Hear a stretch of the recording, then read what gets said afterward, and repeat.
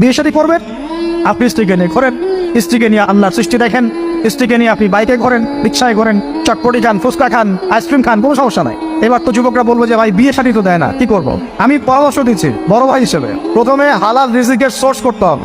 রিজিকের সোর্স না করে বিয়ে করা যাবে না, আত্মসম্মান থাকবে না। তাহলে পুরুষ মানুষের আত্মসম্মান তখন চলে যায় যখন হাত পাততে হয়। তখন যখন আপনি রিজিকের সোর্স তৈরি করেছেন, আপনি স্বাবলম্বী, আপনি মাশাআল্লাহ মাসে 10, 20, 30 হাজার টাকা আর্ন করেন, 1 লাখ 2 লাখ টাকা আর্ন করেন, আলহামদুলিল্লাহ, কারো কাছে হাত পাততে হয় না, সবাই দেখবেন আপনাকে সম্মান দিবে। যখন আপনার অন্যের কাছে হাত পাততে হবে, তখন দেখবেন স্ত্রীও সম্মান করছে না। তো এই জন্য ডিগনিটি আগে, ডিগনিটি ফার্স্ট। আপনার ডিগনিটি অর্জন করতে হলে একটা হালাল উপার্জনের সোর্স লাগবে, এক। তারপরে পিতামাতাকে বোঝানোর চেষ্টা করবেন। যদি কাউকে পছন্দ করেও থাকেন, না দেখেই বা শুনে যে হ্যাঁ ওখানে একজন দিনদার মেয়ে ইত্যাদি, তাহলে পারিবারিকভাবে বিয়ের প্রস্তাব পাঠাবেন, নিজে পণ্ডিতি করতে যাবেন না, পারিবারিকভাবে পাঠাবেন। যদি রাজি হয় আলহামদুলিল্লাহ, রাজি না হলে কি নিজে নিয়ে পালাই যাবেন? এই কাজ করতে যায় না। ইস্তেখারা করবেন। কি করবেন? ইস্তেখারা 2 রাকাত নফল নামাজ পড়ে আল্লাহর কাছে দোয়া করবেন। হিসনুল মুসলিম বইটা কিনবেন, ওখানে দেখবেন ইস্তেখারার দোয়া আছে। ইস্তেখারা মানে হচ্ছে আল্লাহর সাথে পরামর্শ করা। আল্লাহ, আমি এই কাজটা করতে চাচ্ছি, যদি কাজটা আমার জন্য ভালো হয়, আমার দুনিয়া আখিরাতের জন্য ভালো হয়, আল্লাহ কাজটাকে তুমি সহজ করে দাও, আল্লাহ কাজটার মধ্যে বরকত দান করে দাও। আর যদি এই কাজটা দুনিয়া আখিরাতের জন্য খারাপ হয়, আল্লাহ তুমি কাজটাকে সরায় দাও, আমাকেও কাজটা থেকে সরায় দাও।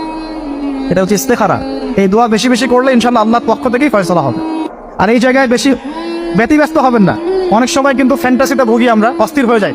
অস্থির হলেই ডিসিশন নিতে ভুল হবে, অস্থির হলেই ডিসিশন নিতে ভুল হবে। স্থির থাকতে হবে। নিজেকে স্থির রাখার জন্য কি করবেন? বেশি বেশি নফল রোজা রাখবেন।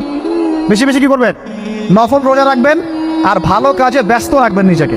ভালো কাজে কি করবেন? ব্যস্ত রাখবেন। একা একা থাকলে আর এই যে খারাপ সার্কেলের মধ্যে থাকলেই মাথার মধ্যে শয়তান ভর করবে, তখন দেখবেন অস্থির হয়ে গেছেন আপনি। আর স্থির হওয়ার চেষ্টা করেন, ভালো কাজে ব্যস্ত রাখেন, হালাল পথ অবলম্বন করে হারাম থেকে বেঁচে থাকেন। এখন যে জায়গায় আসছিলাম, এখান থেকে আস্তে আস্তে শেষের দিকে যাবো। দেখুন, আল্লাহ পাক যে বিষয়গুলোকে ভালোবাসতে বলেছেন, আমি ভালোবাসি। এই ভালোবাসা জায়েজ, হালাল। এই ভালোবাসার উদ্দেশ্য আল্লাহর সন্তুষ্টি অর্জন করা। এই ভালোবাসার উদ্দেশ্য এই নয় যে আমি যাকে ভালোবাসি তার কাছে আমি কিছু প্রত্যাশা করছি। না, আমি কিছু প্রত্যাশা করছি না, আমি প্রত্যাশা করছি আল্লাহর সন্তুষ্টি।